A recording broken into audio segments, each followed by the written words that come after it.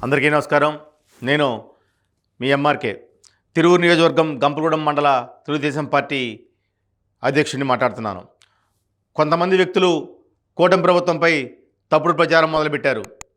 SC ST పారిశ్రామిక రైతుల మీద తప్పుడు ప్రచారం చేయడం వెనక అసలు ఉద్దేశం దావోసు పెట్టుబడులు, రాష్ట్ర అభివృద్ధి కార్యక్రమాలను పక్కదో పట్టించి దురుద్దేశంతో కుట్రపూరితంగా కొందరు తప్పుడు ప్రచారం చేస్తున్నారు.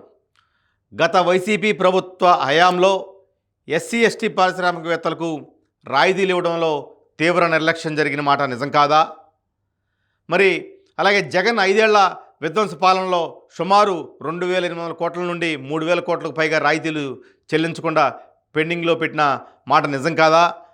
మరి ఏటా విడుదల చేయాల్సిన నిధులను ఇతర పథకాలకు మళ్లించడం వల్ల ఎస్సీ ఎస్టీ వర్గాలకు దక్కాల్సిన నిధుల్లో కేవలం 30% మాత్రమే జగన్ విడుదల చేయటం నిజం కాదా? రాయితీలు అందక వేలాది మంది దళిత గిరిజన పారిశ్రామికవేత్తలు అప్పుల ఊబిలో కూరుకుపోవడానికి జగన్ కారణం అనేది నిజం కాదా?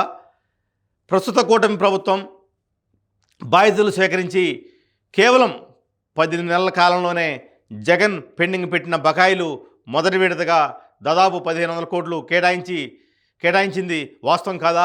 ఇది జగన్ ప్రభుత్వం 5 ఏళ్ళలో ఇచ్చిన సగటు కంటే చాలా ఎక్కువ అనేది నిజం కాదా? గతంలో 30% ఉన్న పెట్టుబడి రాయితీని 45% పెంచింది వాస్తవం కాదా?